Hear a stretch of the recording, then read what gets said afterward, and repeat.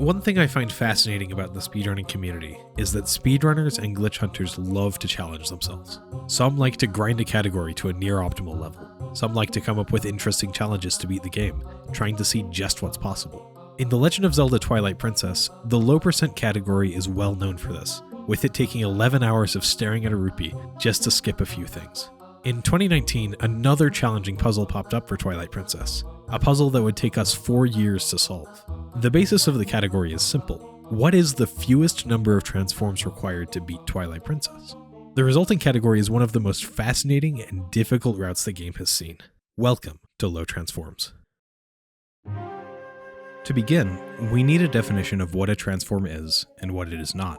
The definition I will use for a transform is anytime Link enters a cutscene or animation in one form and leaves in the other. So some examples of transforms are going through the crawl space at Orden Spring and ending up as a wolf in the Twilight Prison. An example of a case that wouldn't count as a transform is entering Elden Twilight as Wolf. In this case, we enter as a wolf, are briefly portrayed as a human, but end up right back in wolf form before we gain control of Link. In a casual playthrough of Twilight Princess, Link will turn into a wolf and back to human 4 times before getting the Master Sword. Those times being for each of the Twilight sections, as well as Midna's Desperate Hour after the Lakebed Temple. After getting the Master Sword, we are able to transform at will, and a glitchless speedrun finishes the game while transforming a total of 84 times. An any percent speedrun, which can skip large sections of the game, still transforms around 66 times. Sure, these runs aren't optimizing for the fewest number of transforms, but rather for speed. Wolf Link travels faster than Human Link in most cases, so speedruns might transform to save some time over long periods of dashing. Here are the cases where an any percent speedrun transforms to and from a wolf. These ones are simply because of dashing speed, which makes things faster but are not mandatory.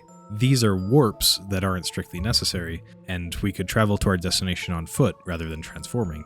And these ones are tricks that require transforming to do, but have an alternative without transforming. We're then left with 15 spots where we need to be a wolf, or where it isn't obvious how to avoid transforming, for a total of 30 transforms. Not obvious doesn't mean not possible though, and with some work, we were able to get the route to transforming only 16 times. This was the state of low transforms in 2019. So, how do we get down to 16? There are a few more that are easy to knock off the list, though not necessarily obvious choices. For example, in an any percent speedrun, we warp after getting the Master Sword, so that we can continue the Twilight normally. If we leave the Grove on foot though, and Death Warp, we end up spawning in South Faron, avoiding the need to transform and warp, so we can knock that off the list. Further than that, well, I need to clear something up. A lot of the skips and tricks I will be talking about in this video are complex. I will try to describe them in simple terms, but there may be cases where things are unclear. I've been running this game for nearly a decade, and there are some tricks that still don't make a lot of sense to me. Let's talk about one of them. In most Twilight Princess speedruns, about 1 minute into the run, we do a trick called Back in Time, where we jump into a void and reset at the same time, which lets us respawn on the title screen, which can be used for a few things. If we do this trick, jump into the void again, but this time load a file at the same time, we can find ourselves in the King Bulblin 1 fight. There are limitations to what files we can load to get this result, with most other files simply crashing. This is a trick known as Back in Time Equipped, or BITE for short. Let's go back to the list of transformation spots that I showed before. In a few cases, namely Arbiter's Grounds and Snowpeak Ruins, we can use BITE to warp into the King Bulblin 1 fight, thus avoiding the need to transform and warp. So let's cross those off the list. There are still a few warps required, such as after Palace of Twilight, which is not a save location that can be used for BITE. Another set of transforms that we can skip with a complicated trick are for each of the Poes in Arbiter's Grounds. If we enter the dungeon, then do a pickup slide where we pick up a rupee, and due to a missing frame in the animation, the game moves us slowly backwards. We can clip through the Poe gate, skipping the pose entirely and avoiding the need to transform.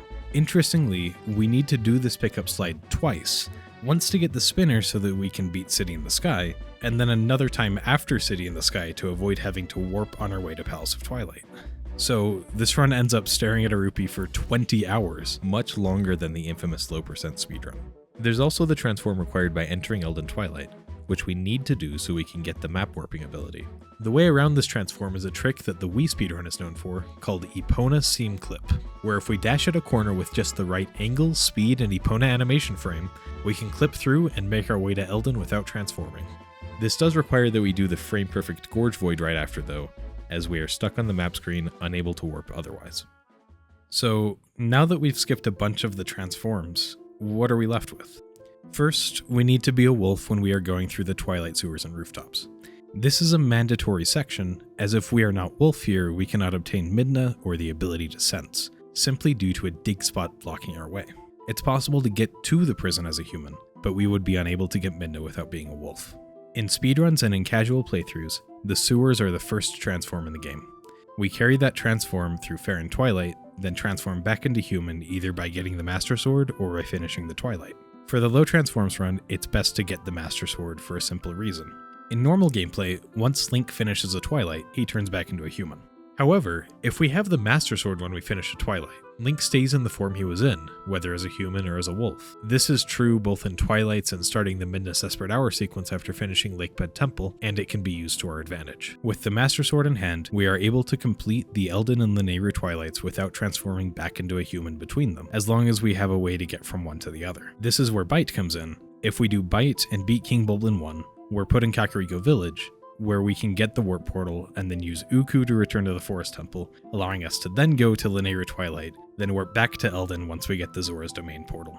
Low transforms is a big puzzle, and the most difficult part is trying to find ways to combine sections where we need to be a wolf into one transform, skipping the need to turn into a human between them. Like the Eldin and Lanayru Twilights though, we can combine a few.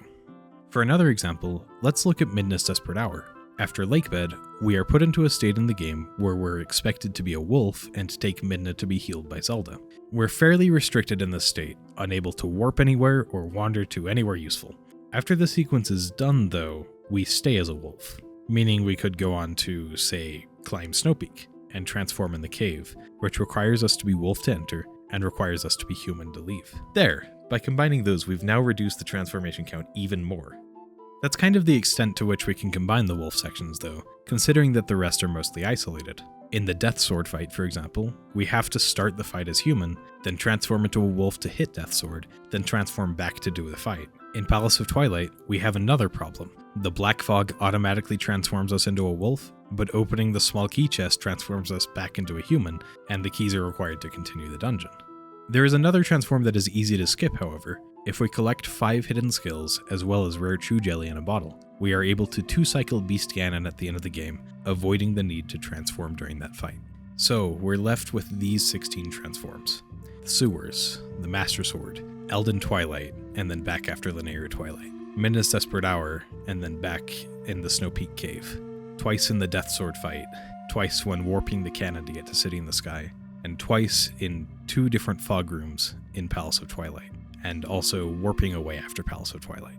In 2019, that was the state of the route. We did not have any ways to skip those transforms, though we had some theories that almost worked.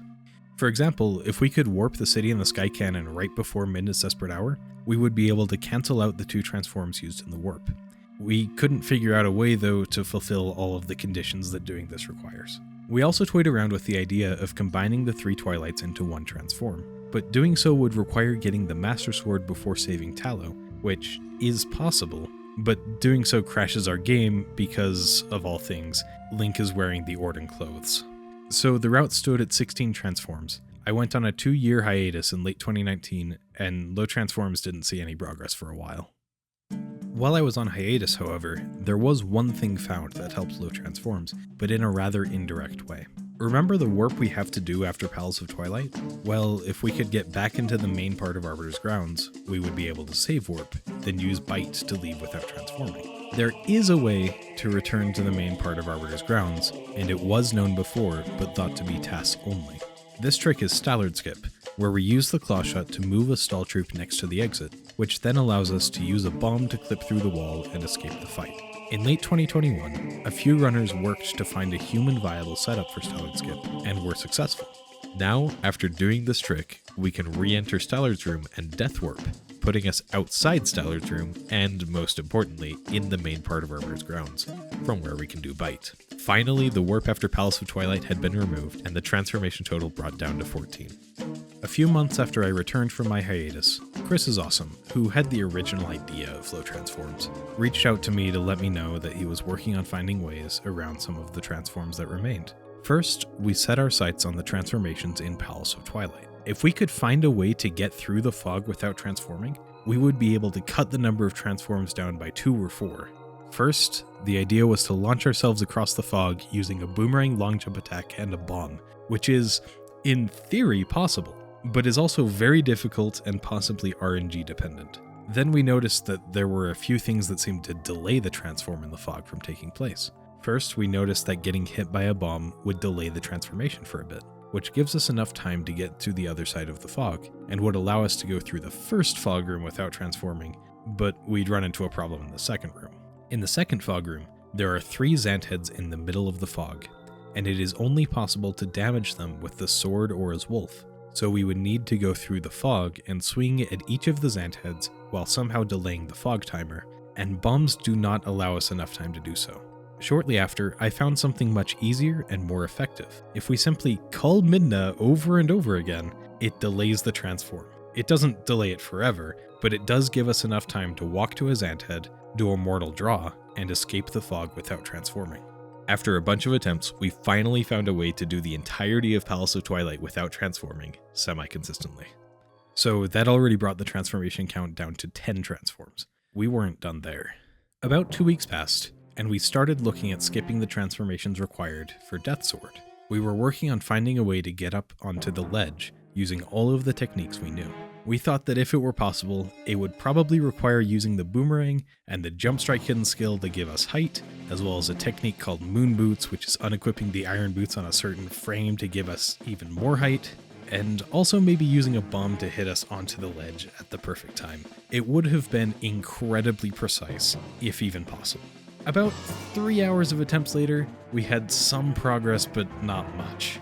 Well, there was one oddity. One time I did a moon boots jump strike long jump attack and ended up clipping up onto the ledge we were trying to land on, but I couldn't replicate it and it still didn't seem like it would work. Another glitch hunter, Pokemon Genius, saw that attempt with the clip up and managed to replicate it. As it turns out, I had found exactly what we needed. All that was missing was holding up left after the LJA, which would clip us back up onto the ledge and manage to skip the fight. We dubbed the trick Jump Strike Long Jump Attack Deathsword Skip, or just the Jads for short. Finally, the transformation count was down to 8. Could we do any better? Well, let's recap what the transformations now were. At this point, we had these. First, we transform in the sewers and stay wolf until getting the Master Sword. Then, we'd transform at the Lake Hylia Howling Stone, transforming back after Eldin and Lanayru Twilight had been completed. We'd then stay human until Midna's Desperate Hour, after which we'd transform back in the Snowpeak Cave. Finally, we would transform 2 times more for early City in the Sky, or warping the cannon for City in the Sky. Most of these transforms do not seem skippable. After all, we need to be a wolf during the sewers and the twilights, and we do need to enter the Snowpeak Cave as a wolf and leave as human. However, we still had one idea that could take the count down to 6, if it worked. Warping the City in the Sky cannon requires transforming into a wolf, but it doesn't strictly require transforming back into a human. If we could put that transformation before Midna's Desperate Hour, we would be able to transform there, stay wolf during Midna's Desperate Hour, then transform back in the Snowpeak Cave. The problem? There were a few.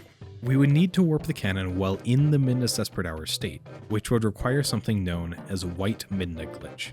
This glitch is done by beating Lakebed Temple before Lanayru Twilight, and its effect is that it allows us to warp during the Midna's Desperate Hour section, when that normally isn't possible. Beating Lakebed before Lanayru Twilight requires us to get bombs though, as we can't get the Zora armor before Lanayru Twilight, and beating Moorfield requires bombs if we don't have the Zora armor, and the only bombs available by that point are from Barnes' Bomb Shop, which requires us to beat Goron Mines to buy them. This was a problem, as we had no easy way into Goron Mines, due to the state of the Goron Mines entrance when we have collected the Master Sword early.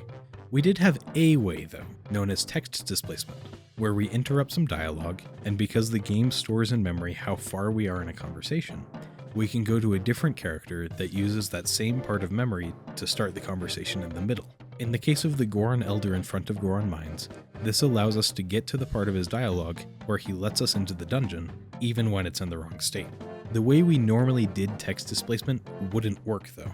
We needed a way to get text displacement to Goron Mines without transforming, and we also needed a way to get into Lakebed afterward. Figuring out how to get text displacement into Goron Mines was easy enough. I had thought it wasn't possible because traveling on foot up Death Mountain cleared the text displacement. The solution came through a bittersweet moment in the Goron Mines RTA tournament, held in February and March 2023. In one of the first races, a racer accidentally triggered a cutscene in Death Mountain, which cleared text displacement and made them lose the race. Knowing that cutscene cleared text displacement, I tried traveling to Goron Mines after having cleared that cutscene and was able to get into Goron Mines. Text displacement wasn't cleared, so now that we were able to get into Goron Mines, we still had a problem. We have several methods for getting text displacement and several methods for getting into Lakebed, but none of them were compatible with each other. For example, if we got text displacement with Bow, which is done by delaying getting the iron boots until after we've entered Goron Mines, we wouldn't be able to get into Lakebed before raising the water level, meaning we wouldn't have a way to return afterward. If we instead used Koro to get text displacement, we would need to use an Uku, returning to whatever dungeon we got it from. If we used the Lakebed Uku, we would then need to get from Lake Hylia and Twilight all the way to Goron Mines, which is not possible. Any other Uku would not allow us to return to Lakebed afterward, because Lake Hylia would have high water. We were still missing a piece of the puzzle.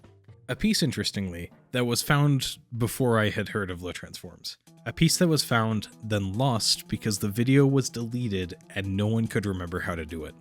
This piece was the Uku Dive, found in November 2018 by Mr. Men. I knew of the Uku Dive's existence. It had been referenced on ZeldaSpeedruns.com throughout the years, but no one remembered how to do it and no video existed. We only had a brief description. So with that description, I got to work. It took a few hours to get anything close, but eventually I found it. By standing right on the edge of the planks, Link would end up in the water due to the planks bobbing up and down in the water. If we pulled Uku at the right time, this would allow us to dive out of bounds and enter Lakebed.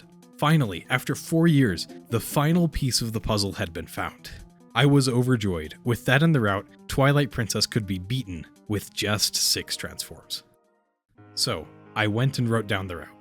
There are a lot of unique and interesting routes in Twilight Princess speedrunning. None, however, is as interesting and has as many difficult tricks as Low Transforms. To recap, the run features the incredibly precise Epona scene clip right before the frame-perfect Gorge Void. Later, the frame-perfect text displacement with Koro, the nearly forgotten Uku Dive, 2 10-hour-long rupee slides, the crazy long jump attack to skip Death Sword, the nearly TAS-only Stallard skip, some finicky Midna fog cancels in Palace of Twilight, and ending in a 2-cycle Beast Ganon fight. Oh, and how could I forget? We do the first King Bulblin fight 5 times in the run, using Bite to escape dungeons instead of warping. The run is a 24-hour marathon, and one of the coolest collections of tricks of any Twilight Princess speedrun. Now that we've gone this far, could we someday find a way to beat Twilight Princess in fewer than 6 transforms? Time will tell, but it is unlikely to happen without a major sequence break in the game. At the moment, saving 2 more transforms would require finding a way to skip Death Sword without transforming and without Jump Strike, or finding a way to get Jump Strike without adding to the transformation total. Such a thing might be possible, but it seems unlikely at the moment that such a discovery will happen. So finally, the puzzle of Low Transforms is solved. There are many people to thank for helping with this puzzle. Chris is Awesome came up with the idea for the category and pushed to discover the last few tricks. Dragon Bane suggested a few ideas that helped with routing, and several community members helped discover tricks and setups. As of the making of this video, this run hasn't been done, but a run of it will be done soon. I am Anarakis, and thank you for watching.